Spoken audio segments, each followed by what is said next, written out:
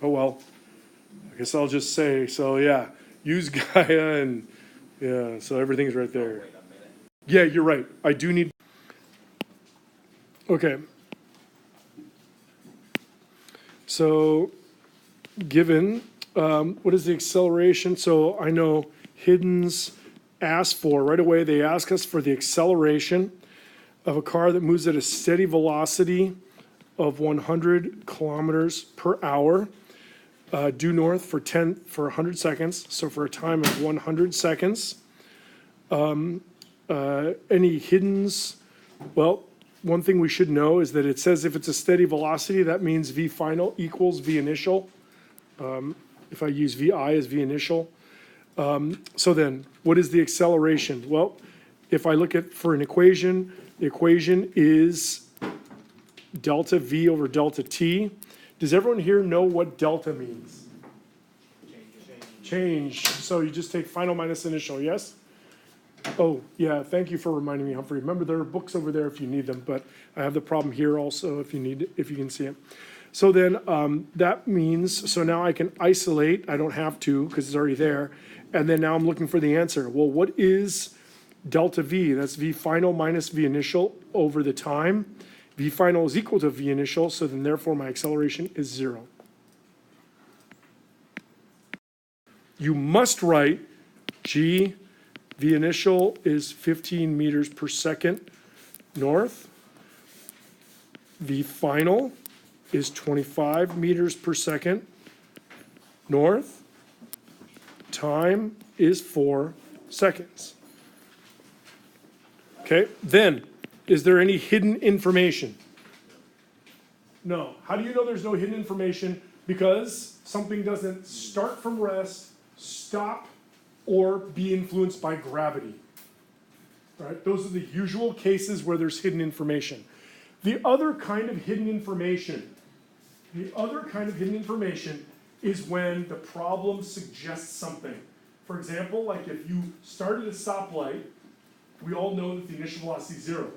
Then you say like you accelerate for a while, and then you go at a constant speed, right? So however fast you were going when you stopped accelerating, that's the constant speed, right? That's kind of like a hidden.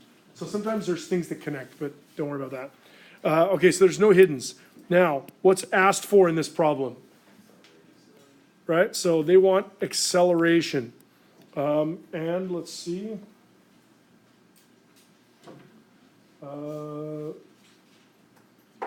Is there number 12? Yeah, number 12. Okay, Hayne, what are the units for acceleration?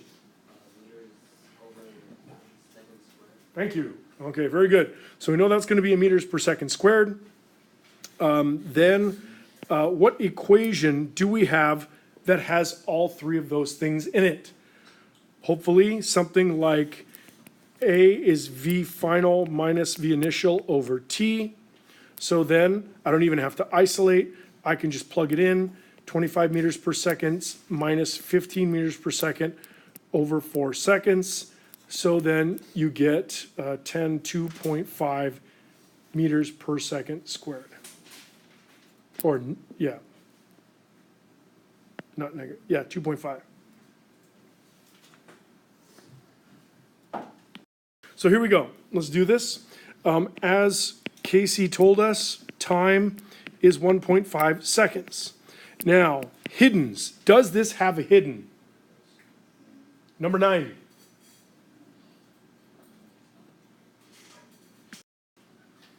So then, what's hidden? We know that the acceleration is 10 meters per second squared, as Miles correctly said. Shoot, your name? Sharon? Okay. And as Sharon perfectly said, the initial velocity is 0 meters per second. Okay, so then, what is asked for? Final velocity, for part A at least.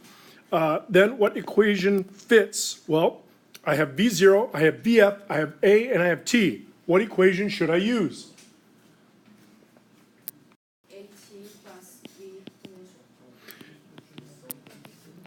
All right, is this equation that Ivy gave us a good one? Does it fit?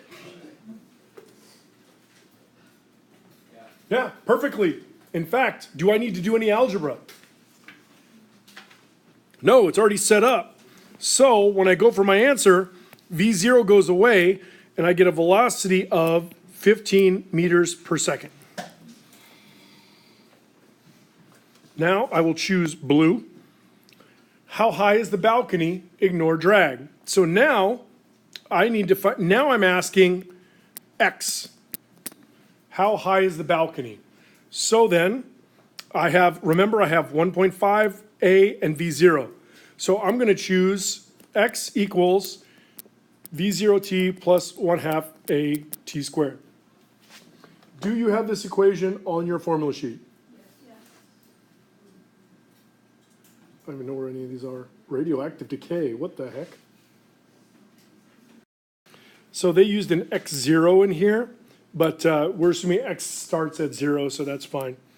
And so from this, again, V0 was 0, so I get 1/2 times 10 meters per second squared times 1.5 seconds squared.